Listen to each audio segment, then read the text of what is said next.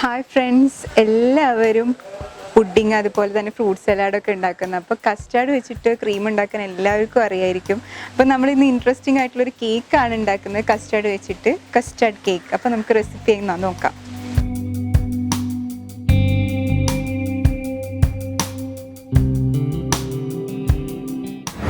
അപ്പോൾ നമുക്ക് custard കേക്കിലോട്ടുള്ള ingredients എന്തൊക്കെയാണെന്ന് നോക്കാം. ഒരു 1.5 കപ്പ് മൈദ, പിന്നെ ഒരു 1/2 കപ്പ് ഏകദേശം ഒരു 60 ഗ്രാം കസ്റ്റാർഡ് പൗഡർ എടുത്തിട്ടുണ്ട്. പിന്നെ ഒരു 1/2 teaspoon baking powder, 1/2 teaspoon baking soda, ഒരു പിഞ്ച് സോൾട്ട്. ഇതെല്ലാം കൂടെ ഒന്ന് മിക്സ് ചെയ്ത് വയ്ക്കാം. നമുക്കൊരു 1/2 കപ്പ് ബട്ടർ, അൺസോൾട്ടഡ് ബട്ടറാണ് ഞാൻ യൂസ് ചെയ്യുന്നത്, മിൽമയുടെ. അതും നമ്മളുടെ ഷുഗറും കൂടെ ബീറ്റ് ചെയ്യാം. ഇവിടെ നമ്മൾ എടുത്തേക്കുന്ന ഒരു 1 കപ്പ് ഷുഗറാണ്.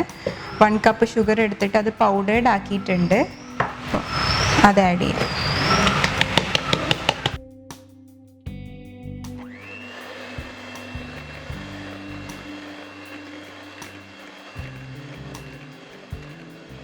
ഇതിലോട്ടൊരു 1 കപ്പ് മിൽക്ക്, റൂം ടെമ്പറേച്ചറിലുള്ള മിൽക്കാണ്, ഏകദേശം ഒരു 250 ml വരും. അത് ഇതിലോട്ട് ആഡ് ചെയ്യാം.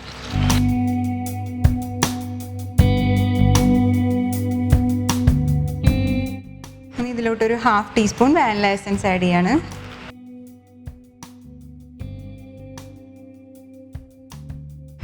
ഇതിലോട്ട് നമുക്ക് ഫ്ലോർ മിക്സ് ഹാഫായിട്ട് ആഡ് ചെയ്ത് കൊടുക്കും.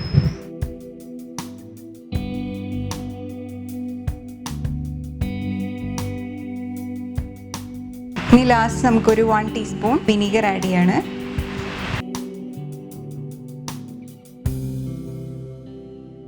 അപ്പോൾ നമ്മളെ കസ്റ്റാർഡ് കേക്കിൻ്റെ ബാറ്റർ റെഡി ആയേക്കാണ്. അപ്പോൾ നമ്മളിതൊരു പാനിലോട്ട് മാറ്റാം. ഞാനൊരു 6 ഇഞ്ചിൻ്റെ പാനാണ് എടുത്തേക്കുന്നത്. അപ്പോൾ അതിലോട്ട് ഒഴിക്കും.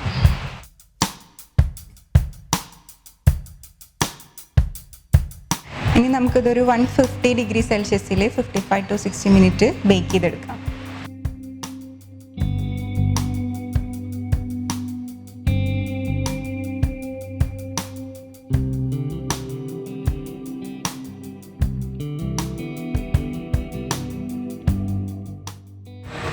അപ്പം നമ്മളെ കസ്റ്റാർഡ് കേക്ക് റെഡി ആയിക്കാണ്. അപ്പോൾ ജസ്റ്റ് ഡിസൈൻ ചെയ്യാം.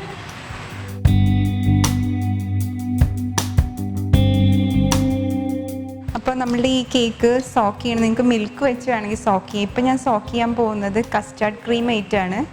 ഇപ്പോൾ കസ്റ്റാർഡ് ക്രീം എല്ലാവർക്കും അറിയാം. മിൽക്കും കസ്റ്റാർഡ് പൗഡറും കുറച്ച് ഷുഗറും വാനില എസൻസും കൂടെ തിളപ്പിച്ച് എടുത്താണ്, കുറുക്കിയെടുത്താണ്. അത് വെച്ച് ഞാൻ സോക്ക് ചെയ്യാൻ പോവാണ്.